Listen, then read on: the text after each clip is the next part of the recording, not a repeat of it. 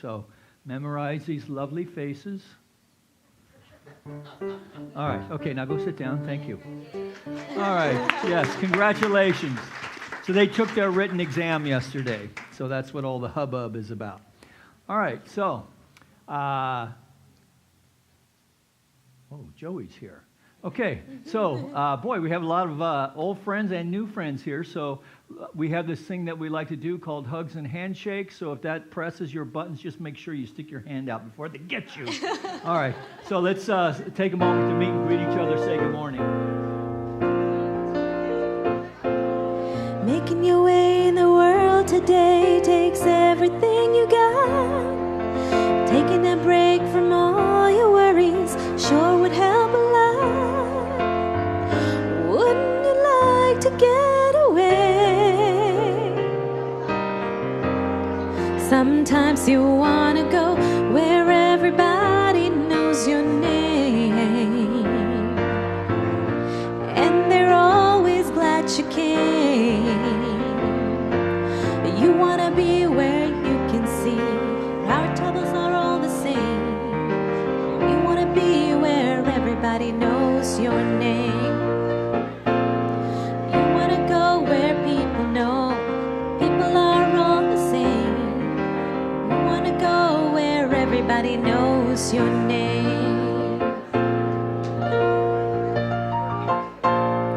Making your way in the world today takes everything you got. Taking a break from all your worries sure will help a lot.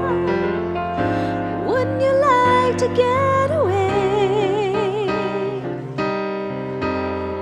Sometimes you want to go where everybody knows your name, and they're always glad you came. You want to be where you can see our troubles are all the same. You want to be where everybody knows your name. All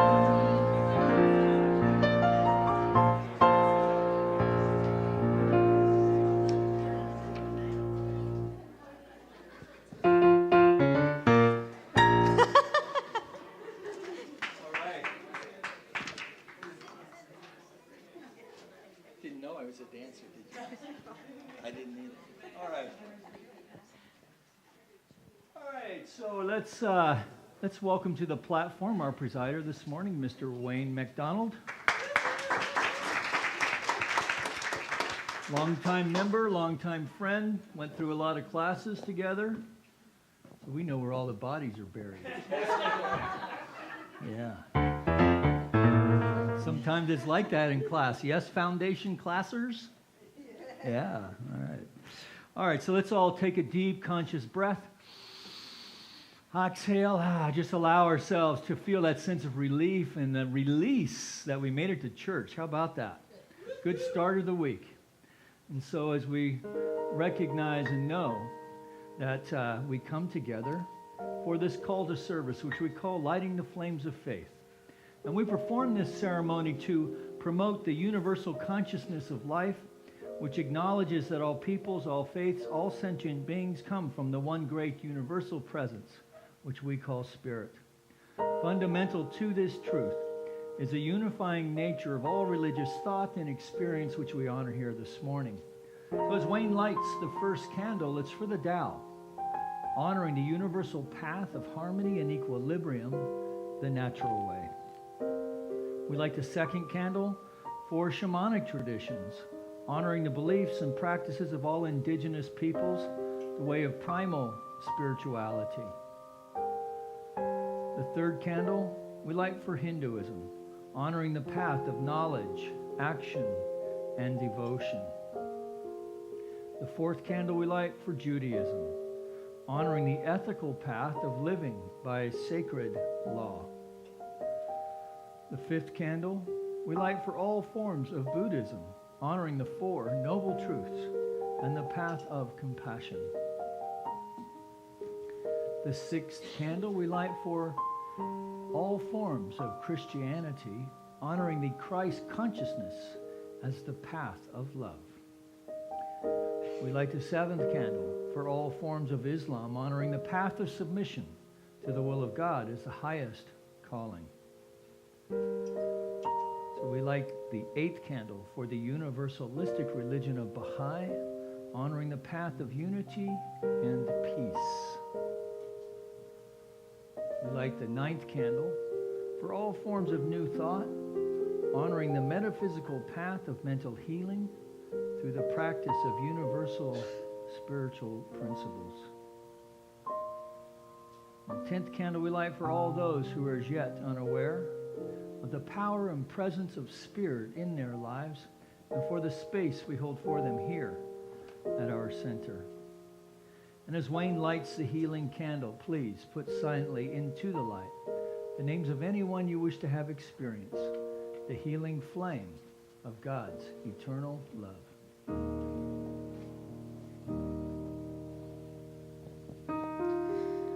In this moment, in this place, I remember who I am, letting fear and worry fall away from me. I open my eyes and I see there is only love. There is only love. Love that heals, love that sets us free. There is only love.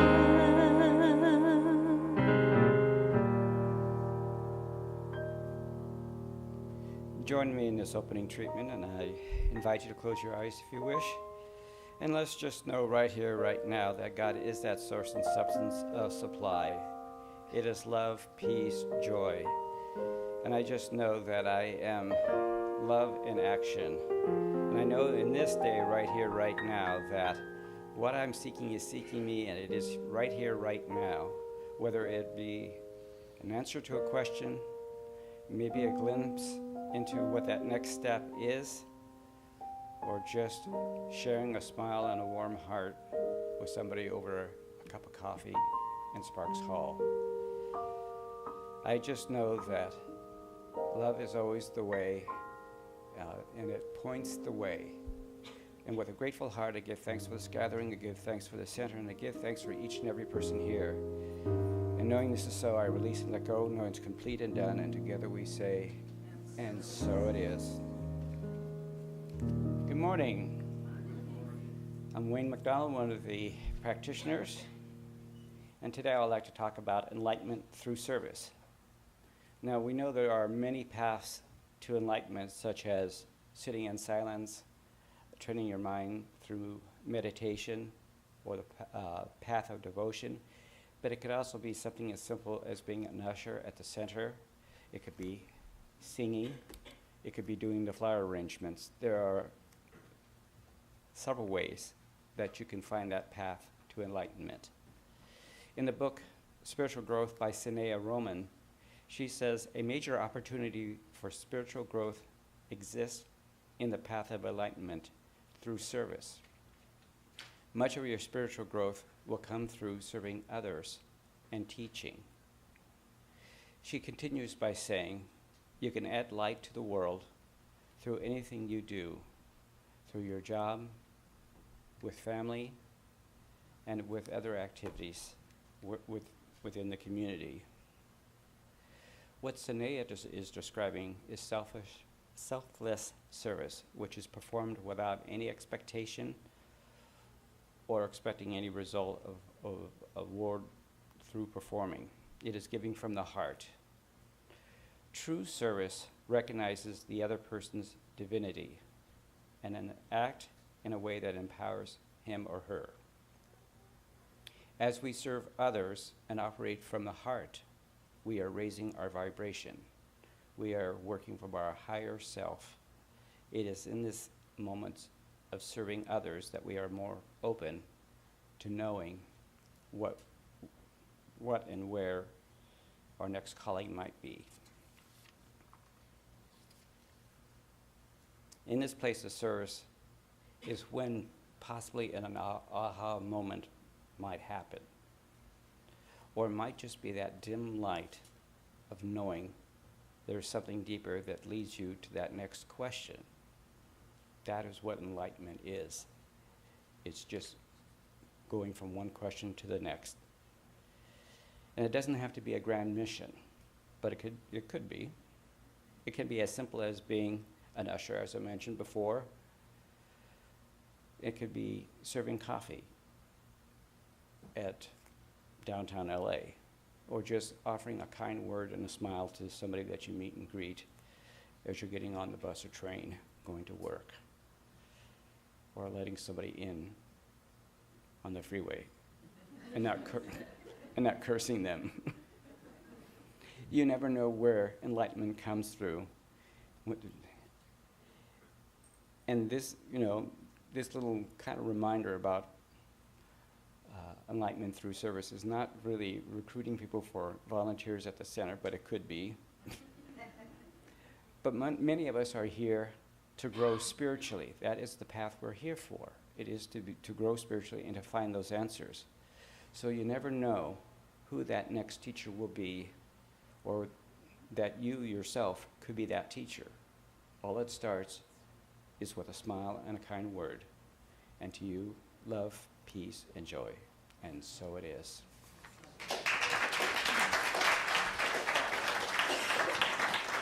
Good morning, ladies and gentlemen. My name's David Olivas. I'm filling in for Ken Francis. He's very sorry he couldn't be here. He's being vetted for a position with the FBI. I'm kidding. No, he's been on hold with Time Warner Cable since Wednesday. On bass, my next door neighbor's accountant's podiatrist, Kent Moore, ladies and gentlemen. And on vocals this morning, my lovely wife, Jill. Thank you.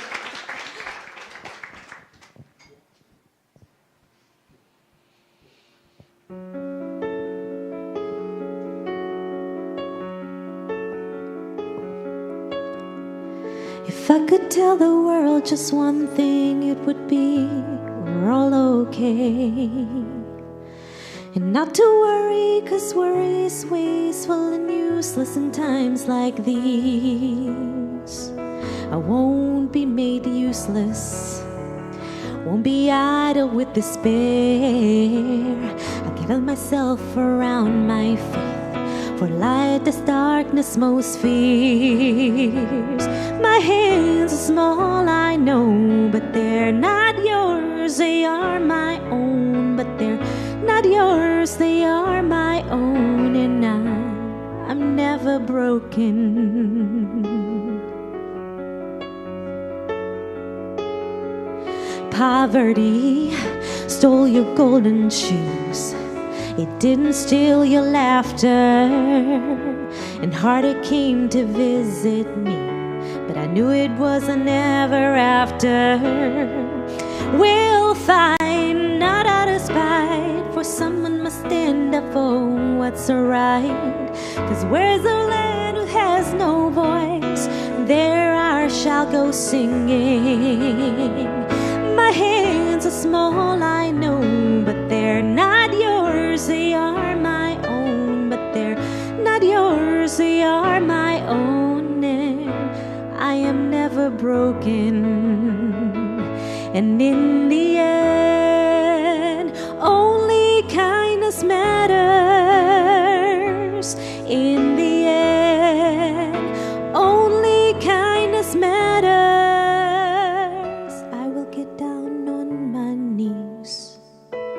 I will pray, I will get down on my knees, and I will pray, I will get down on my knees, and I will pray, I will get down on my knees, and I will pray. My hands are small, I know, but they're not yours. They are my own, but they're not yours. They are my own. broken. We are never broken.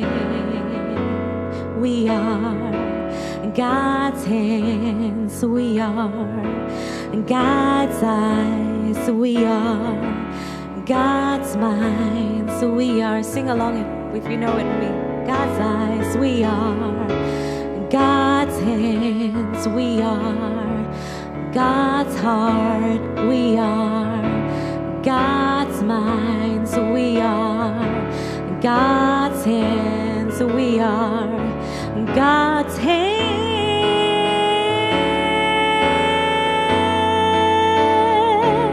God's hands. We are God's hands. We are God's hands. We are God's hands. We are God's hands. We are.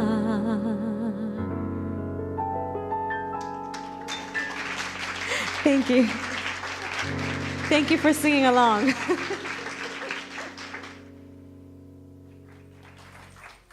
That was beautiful, yes? Thank you, Jill. It's a great reminder, and it's kind of the essence of this teaching. We are never broken. I love that. Thank you so much. So my name is Andrea, and I am going to be highlighting some announcements this morning, but I don't see any here, so let me just have a look around. Oh, yes, I do. But first, today is the day that we're going to draw from our giving basket. In case you didn't know, this basket is almost always in the foyer where you sign in the guest book. And once a month, we draw from the basket. There are forms that you can fill out, and we give to a charity of your choosing. We send a check to a charity of your choosing. So I wonder, Karen, if your mom would draw a name for me. Would you do that, Joyce? Thank you. Thank you so much. Thank you very much. So today, Danny Marie, are you here? Okay. So we chose the charity of her choice is Haven Hills Domestic Violence Organization. So we will be sending a check to them on her behalf. So there is that piece of business.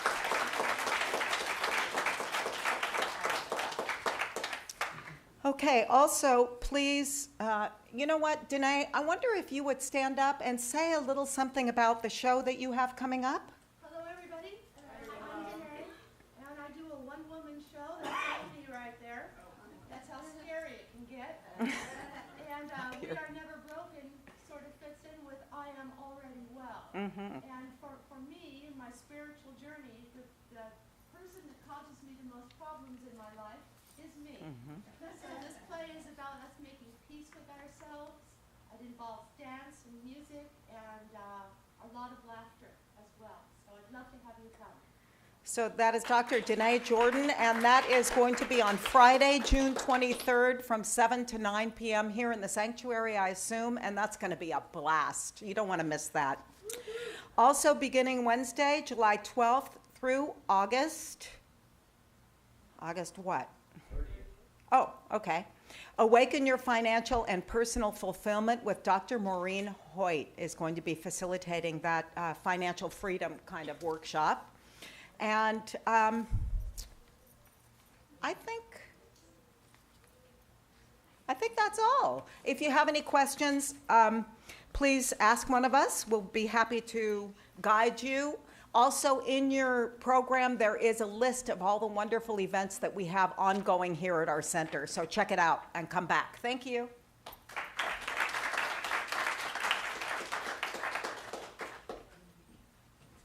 Please stand for the declarations of principles. And together, we believe in one universal spirit, manifesting through all, natural and incarnated in us.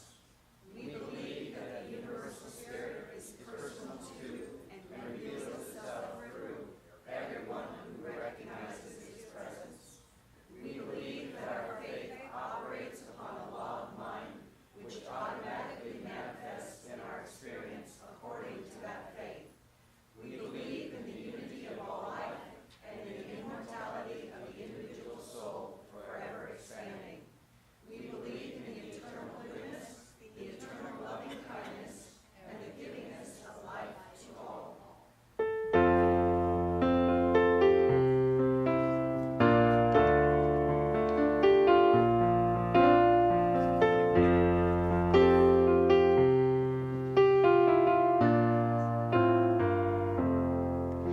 We let the love wash over us.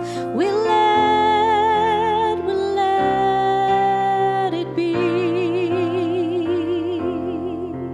We let the peace wash over us. We let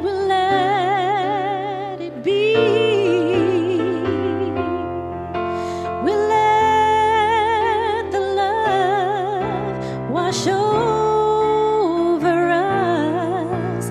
We let it be. We let the peace wash over us. We let it be.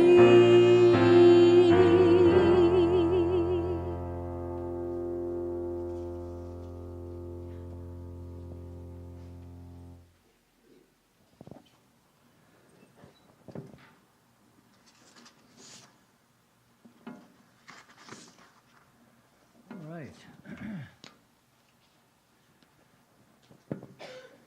So it's been an interesting week this week. So as I said, our practitioners took their exam yesterday, their written exam, so we're excited about that. We actually have 4 new practitioners coming on board here with Judy Dunkley, who's sitting over here. There's Judy. All right, so yes. She's local here in the Valley for several years and transferring her license from Guidance down in Los Angeles. And so we're going to have a nice cadre of practitioners here, and we're very blessed to have their gift of service, which is what practitioner is all about, right? Serving in a very intimate, connected, safe, and sacred way. So if you're working through life, something in life that you find challenging, and you're tiring, swimming against the current on your own, get with a practitioner and learn that there is no current, that there is only flow with the oneness of life. And then we have this Dynamite Practitioner Foundations class that's ending on Thursday night of this week.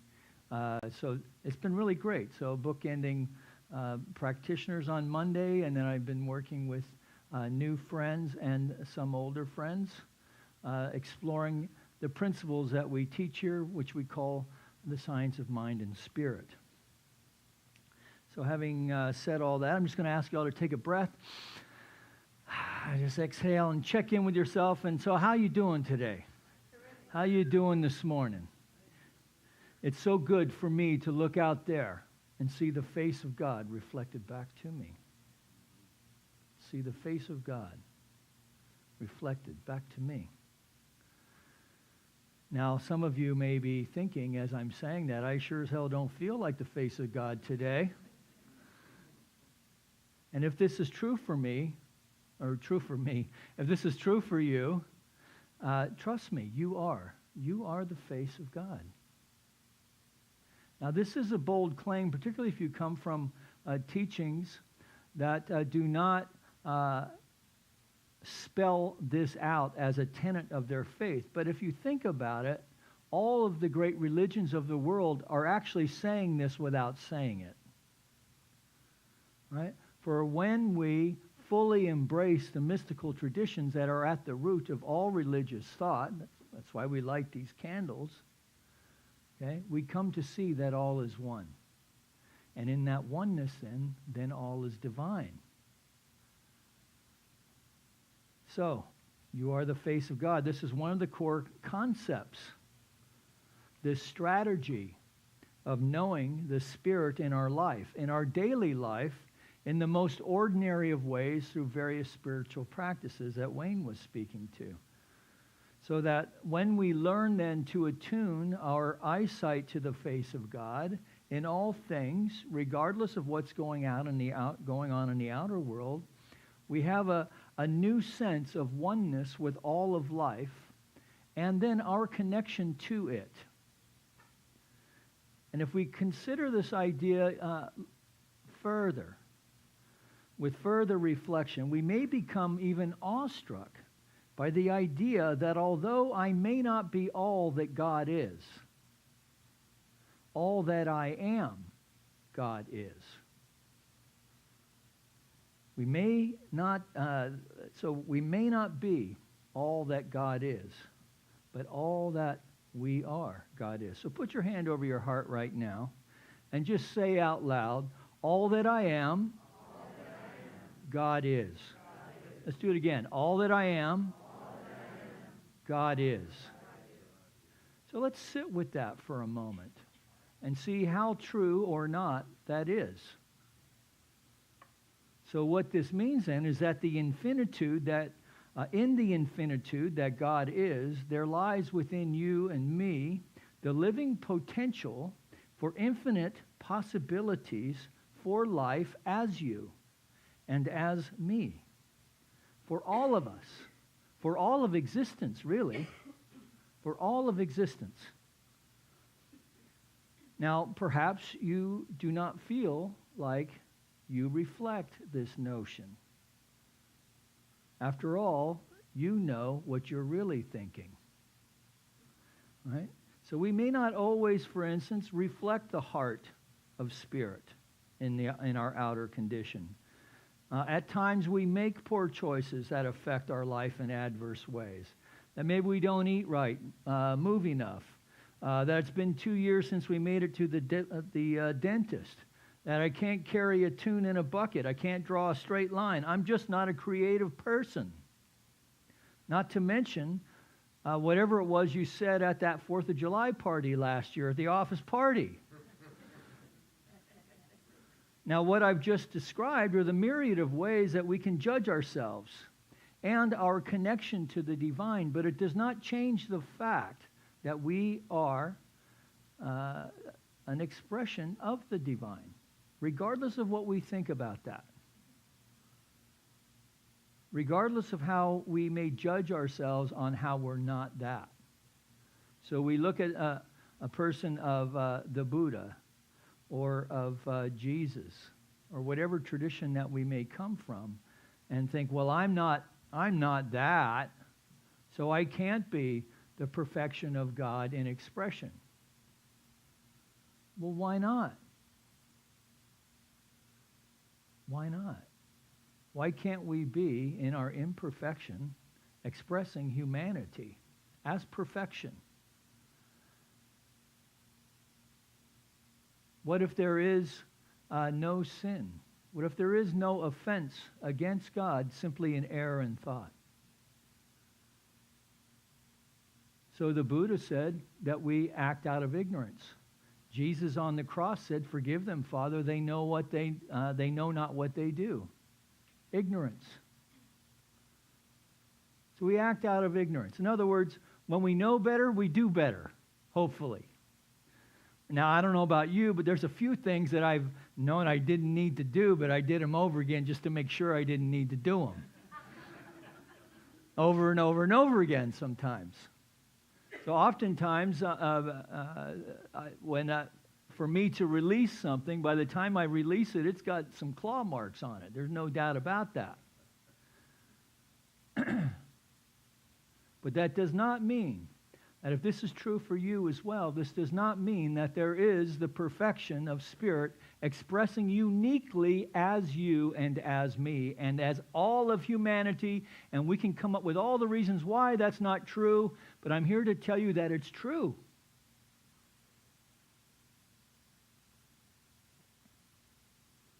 We know that we are surrounded by, so if we consider this for a little bit, we know that we are surrounded by and live in a field of mind that is the mind of God itself.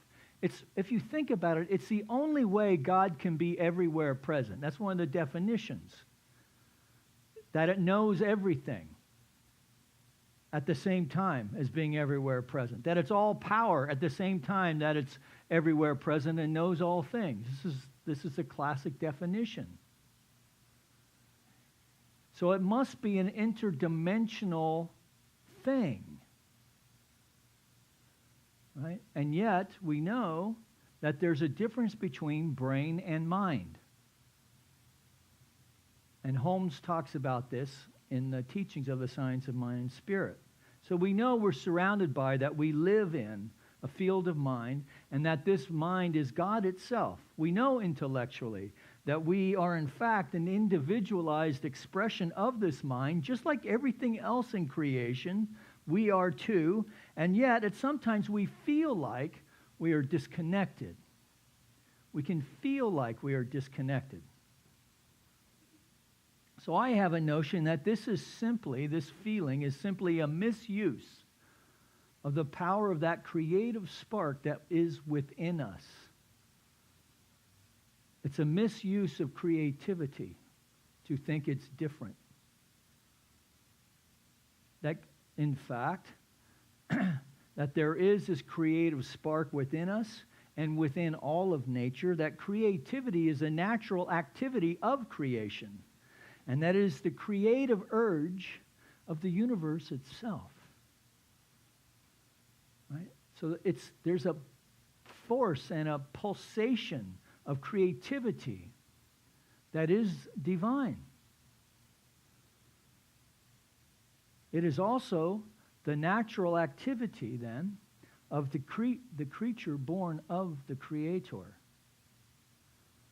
The Creator being another one of these definitions of the Godhead. Creator. Our most ancient writings have within them creation myths or stories. So it would seem then that there is an innate urge within us to be creative.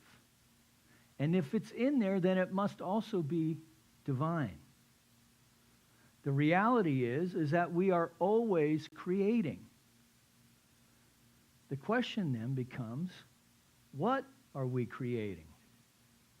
Right? What thoughts arise within us on a regular basis? What is the tendency of our thinking? What actions are the results of that thinking?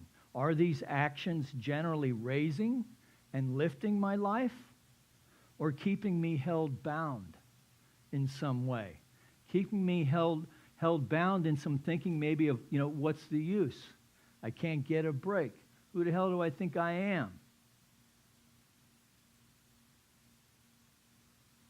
And so we give up, or we surrender to the idea of living lives that are full of mediocrity, rather than stepping into the creative urge and into the unknown to explore what life could be like if we were willing to engage with the creative pulse, the creative urge of the universe, to just step it up a bit.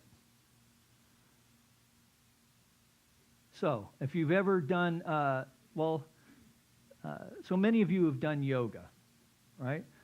But if you haven't done yoga, you've at least stretched a muscle in your lifetime at some point. Yes? You've at least stretched a hamstring, right? So think about, right, and this is if you've ever gone to yoga class, and particularly if you are male and in a yoga class, you see all the women go down, bump, and they put their chest right on their thigh. It's so disgusting. And then the rest of us go like this far, and you can feel the stretch, right? Well, our spiritual practice and life is the same way, right? So it's not necessary for me to put my chest on my thighs in order to get a benefit out of stretching, right?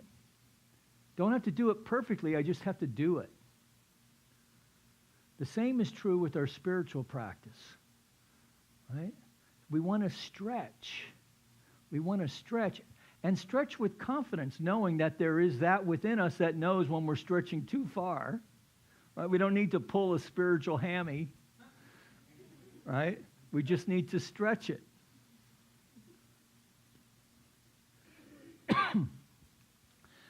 So not only human beings, but everything in nature is endowed with this creative urge. And then Holmes gets a little poetic with us. So when moisture is precipitated, the desert receives it with gladness and breaks forth into a song of creation, making the most of its brief season, blossoms in joy, storing within its bosom the seed of a future flowering. The seed of a future flowering. It is impossible to escape this creative urge. In other words, there's no way out, man. Right? So the question then is, what is the tendency of our thinking? And what is this creative urge demonstrating in our life? Now, it can be, right, that in some areas of our life that we're firing on all cylinders and life is strong, life is good, life is vital, robust. And then in other areas, maybe not as much. So this passage is encouraging us to use this creative urge then consciously, joyfully, really, in ways that uplift and raise the logical result, which must be to be a natural, joy-filled expression of the divine expressing through our life. Infinite possibilities, remember, the infinitude of this power, this creativity, this living intelligence, this open heart, this courageously open heart that only knows how to say yes to love. Yes to love. Fearlessly. That's not so easy to do, I don't think. At least that's not my experience.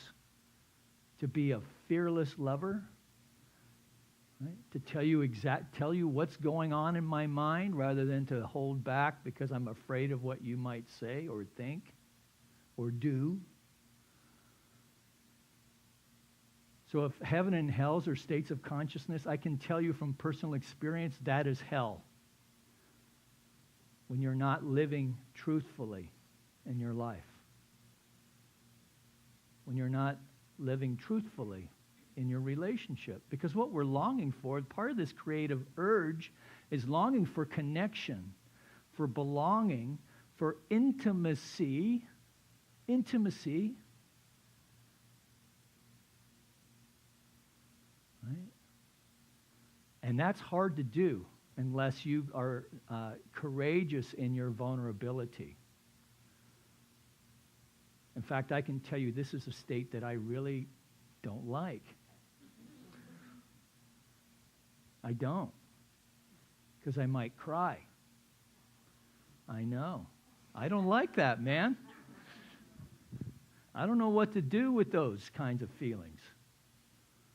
Thank God I'm a minister. Right?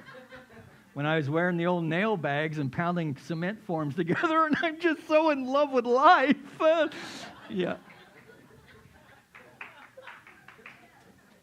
Yeah, it was just moving. This creativity and expression as I'm building this beautiful house. Yeah. Use this creative urge consciously, joyfully in ways that uplift and raise the logical result to be natural, joy-filled expression of life. And so this idea of water, right, so the desert, right, bringing forth this bloom, this is an aerial photograph, and we can see its effect. Here's the deserty parts, and here's the green. And we can really relate to this year, yeah? After having so many years of drought and just everything bursting forth with life. And at the same time, what was this? The seed of a future flowering. So think of that in terms of consciousness. What I get from that is that one of the benefits that I get from spiritual practice is this: a seed of a future flowering. A future flowering of what? The tendency of my thought has been shifted and lifted into higher realms of thinking that allows life to express more as me, as more love, as more creativity, as more me willing to stretch and work the edge, work that edge in my mental work, right? For the tendency of my thought demonstrates itself and reflects itself in the outer world.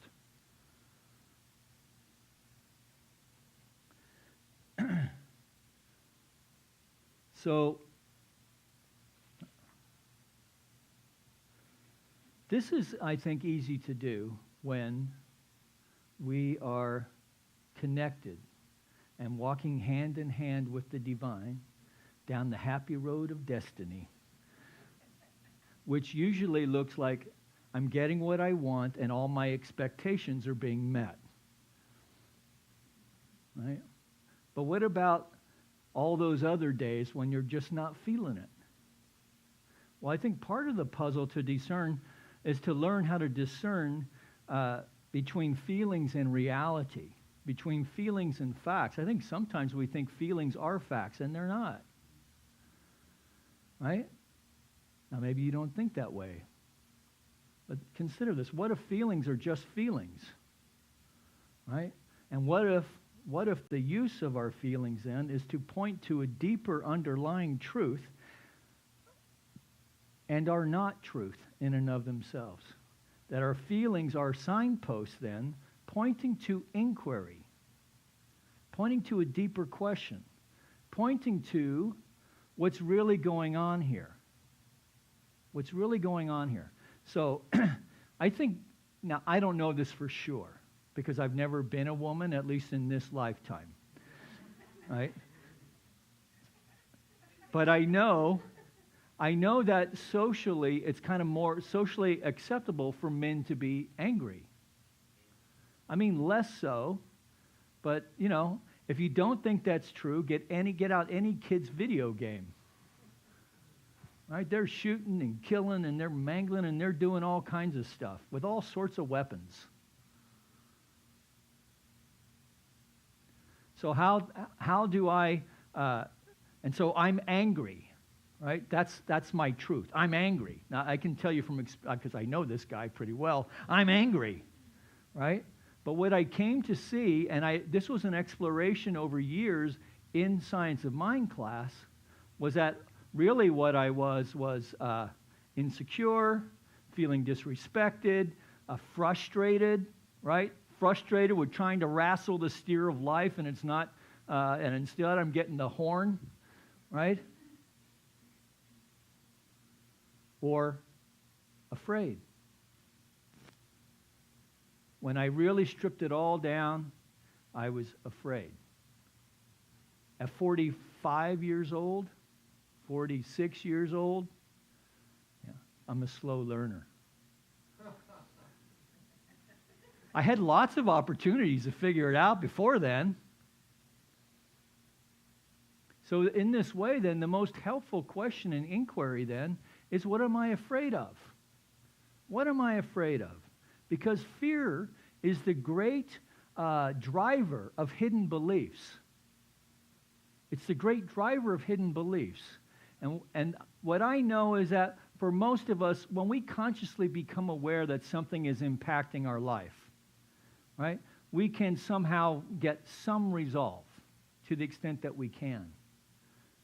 Right? But until we heal the hidden belief that's behind the behavior, right, that's behind the thinking that's driving the behavior, until that is healed, then we are not going to be successful. We can have some level of effectiveness, right?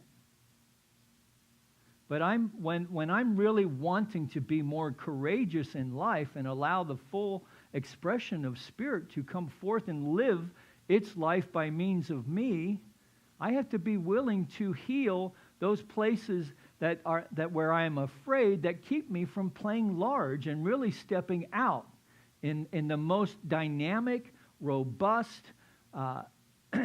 energetic way that I can. This is the way that I choose to live up here. And I just have to get my heart to play along. So, if I have enough creativity within me to come up with all these reasons why I can't do something, then the truth is that I have enough creativity within me to figure out why I can do it. Yes?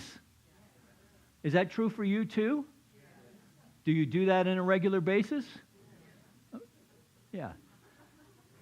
To the extent that we can, right? It's limited only by our faith in it. That's the only thing it's limited by, is our own thinking. This is why I really love this teaching. It has two components. One, my devotional practice to the divine and connecting with that in whatever way that I do it, either through you, through my prayer work. You know, I'm looking upward. Well, I know God is everywhere present, but you know what? Everywhere present, He's also up there. But I look up there because I want to raise the vibration of my life and embrace the Spirit.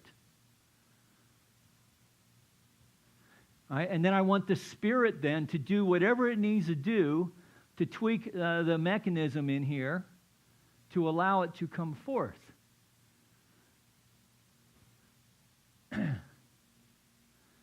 So, I have to remember, we must remember that we are creative beings, and that once feeling has directed us to a deeper insight of life, we can use the conscious use of thought to redirect our thinking to create a reality that is in alignment with the deepest aspirations of life. So in a way, we're living trans-dimensionally. Right? So we get fooled into thinking that our life is just this three-dimensional world. And in fact, science, if you can't measure it, it tells us that it doesn't exist. That's what science tells us. And yet we intuitively know that there is a dimension to life that can't be measured. You can't measure, for instance, love. You can measure the result of it.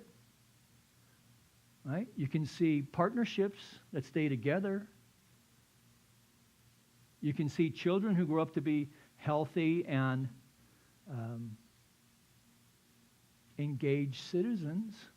We can see the result of love, but we can't really measure love.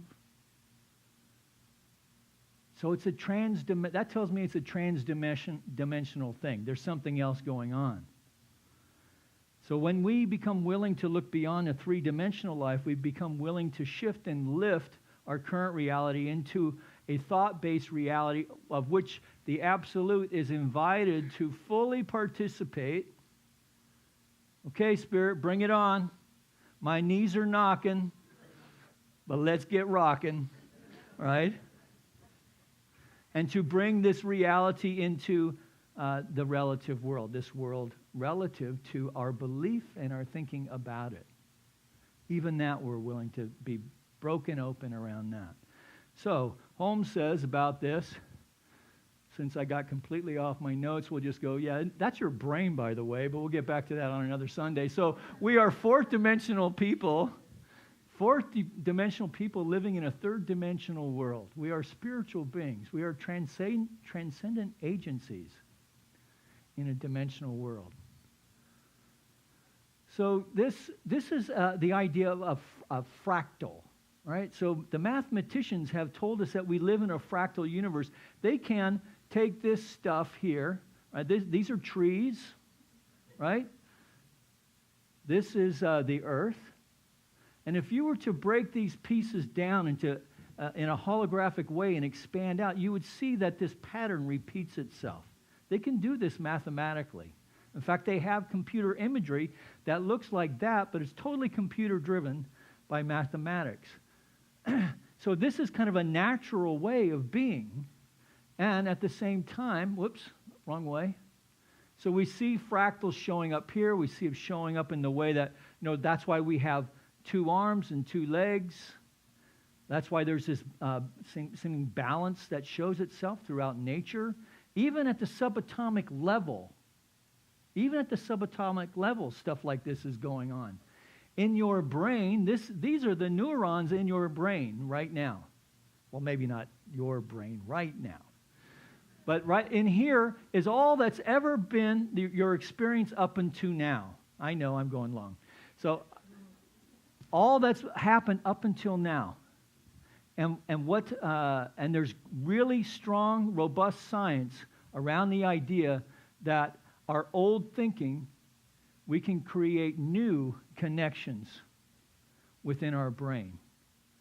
Right? So the biology of taking old thinking and creating new thinking, and then having that to be the new standard, is supported by strong science. So we're even biologically wired to use this thing that we call the science of mind and spirit. So what does that mean?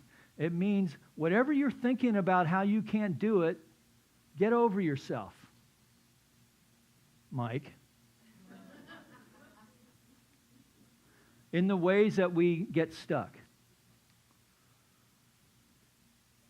So let's think about today. So I heard something, a really cool practice. Let's call the musicians up. And let's take a deep breath.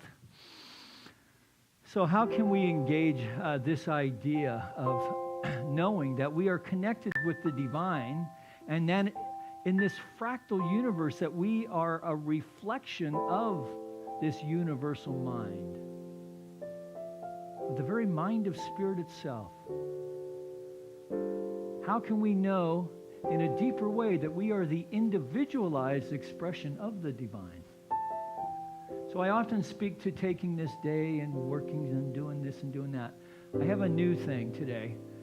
Take out your iPhone, your smartphone, and set the timer for 7 minutes. 7 minutes. And then go outside or walk around in your house and look for all the ways that you see the face of God reflected in this three-dimensional world, and allow it to move you. Allow you to move you, to open you up, to have a deeper experience of the divine. 7 minutes. And then come back and check in next week. We'll compare our 7 minutes. Yeah. Our cosmic scavenger hunt.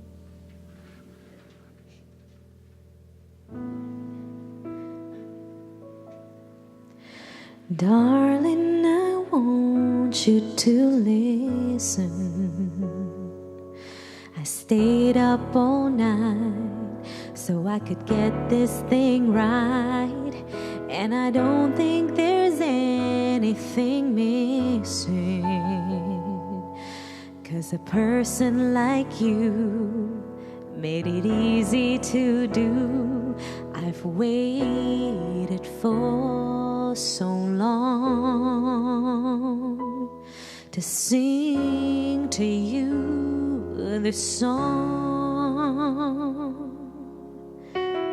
'cause your eyes are the windows to heaven. Your smile could heal a million souls. Your love completes my existence. You're the other half that makes me whole. You're the only other half that makes me whole. I think the angels are your brothers. They told you about me. They said you're just what she needs. And I found myself thinking you're my mother, for giving birth to a saint. My spirit flies when I hear your name.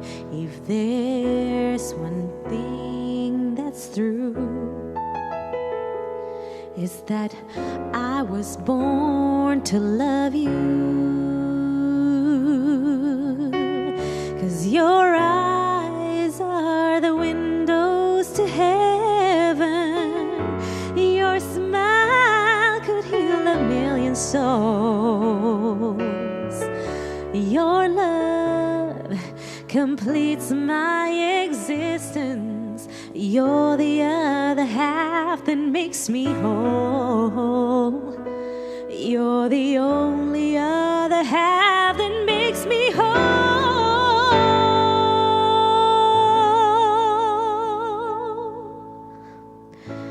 You make my dreams come true over and over again, and I honestly, truly believe, yes, you and me are written in the stars and in my whole life through.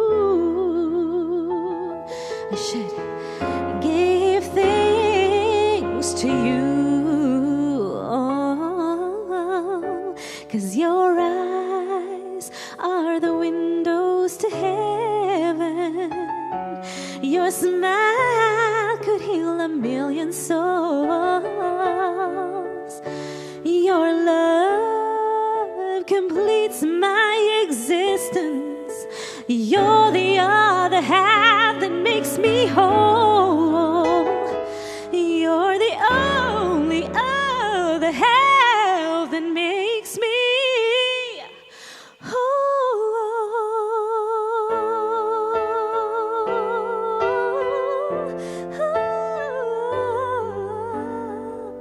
Yes.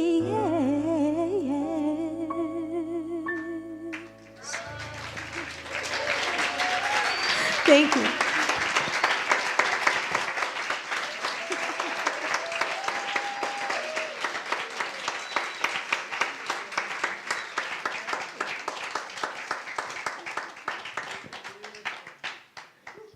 You've been practicing.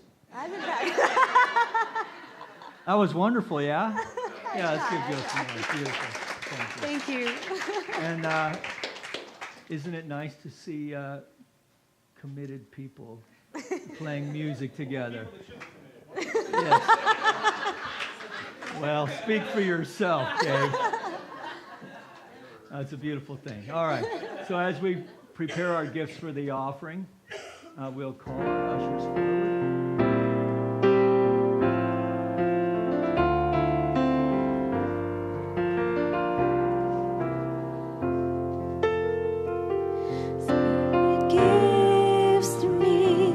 Spirit receives through me, Spirit lives and breathes through me.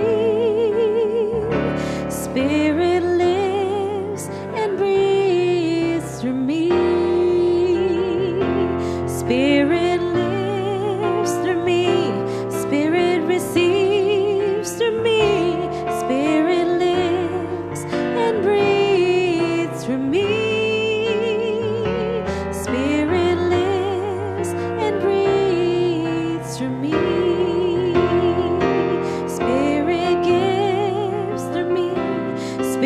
Receives through me, Spirit lives and breathes through me. Spirit lives and breathes through me. So just going with him for a wee bit longer, recognizing, knowing that the gifts presented here this morning are a demonstration of consciousness that knows, and knows that it knows that God is our source, our substance, our supply. And so from the generous heart of the individual knowing this truth, as evidenced by these gifts here this morning, we, representing the heart of this community, accept these gifts with deep appreciation, love, and respect, as we know together they go forth to heal, to prosper, and to bless. The vision and mission of this center, everyone here this morning, and anyone connected to this center in any way. That we know this truth further for our friends here in our community of Granada Hills, our city of Los Angeles, our United States of America, all of its churches, temples, mosques, schools, universities, the people who attend them, the people who support them, that we know for our planet as well, that it is all an emanation out of the very mind of the divine itself. And to the extent that we really get it and look for it, we see it in all ways, great and small. This lifts our hearts. We feel a sense of connectedness and grace and power that allows us to experience spiritual living that raises ourselves and others. And for this, we are truly grateful. And together we acknowledge this by saying, and so it is. So please help me thank our ushers this morning, Janet and Bill. Come on in, kids.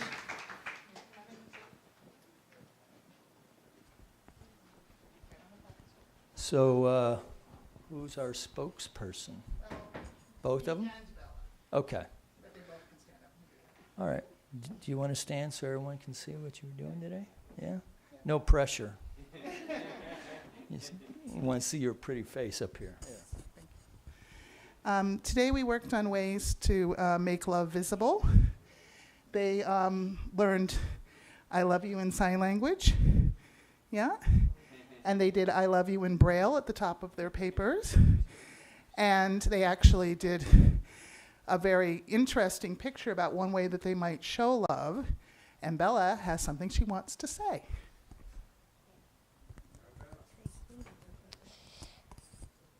Sometimes you go through something that's rough, but your family is there for you. And I would like you all to say thank you. Thank you. Very nice. Would you like to add anything? Are you good? You good? Okay, great. Tell everybody who you are. Jeliza. Jeliza. Love never breaks and never fades. Beautiful. Thank you. Very nice. All right, so there was something that I was supposed to say, but I've forgotten it, so you lucked out. But thanks for bringing the kids. I know it's a big deal to get the kids here. I remember those days well.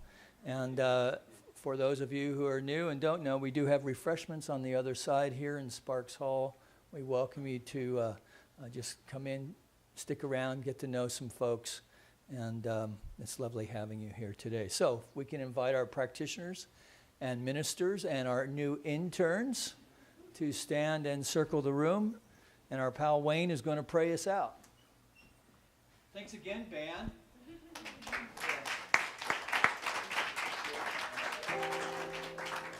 Please join me in this closing treatment and invite you to close your eyes if you wish, and just know right here, right now, that life is easy, and I am one with that source. And I know that that is a reflection of God, and I am one with God. And knowing that life is easy, it is abundant, it is joyous. And I just know that right here, right now, that in this space, that place of love, peace, and joy, that place of being grounded and centered, I just know that I take this forth, and it is in and through all areas of my life. And I just take that next step and just allow myself to ask the next question, knowing that the answer is right here, right now. And with a grateful heart, I give thanks for the center, I give thanks for Reverend Mike, I give thanks for all the practitioners, I give thanks for everybody that is in service, musicians, our tech support, everybody. And knowing this is so, I release and let go, knowing it's complete and done, and together we say, and so it is. Thank you.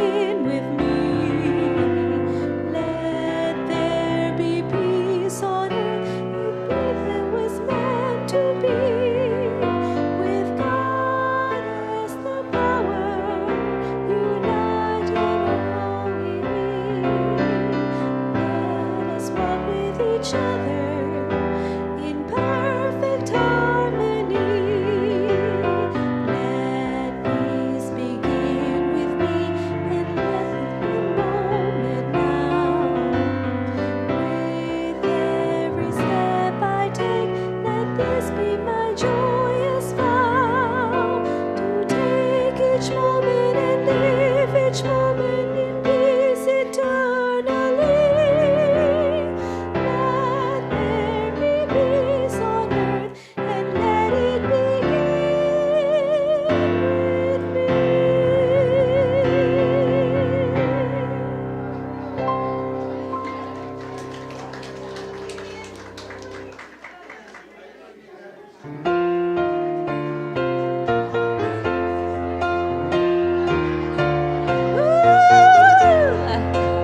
Like a fool, I went and stayed too long. And now I'm wondering if your love's still strong. Ooh, baby, here I am, signed, sealed, delivered, I'm yours. Oh. Then that time I went and said goodbye. Now I'm back and not ashamed to cry. Ooh, baby, here I am, signed, sealed, delivered, I'm yours. Yeah, yeah, yeah. Here I am, baby, signed, sealed, delivered, I'm yours. Yeah, yeah, yeah. Here I am, baby, signed, sealed, delivered, I'm yours. Done a lot of foolish things that I really didn't mean, yeah, thank you, didn't I? Seen a lot of things in this old world. When I touch them, they did nothing, boy. Ooh, baby, here I am, signed, sealed, delivered, I'm yours. Oh, wee baby, set my soul on fire. I know you're my only one desire. Ooh, baby, here I am, signed, sealed, delivered, I'm yours. Hey, yeah, here I am, baby, signed, sealed, delivered, I'm yours. Hey, here I am, baby, signed, sealed, delivered, I'm yours. Done a lot of foolish things that I really didn't mean. Oh.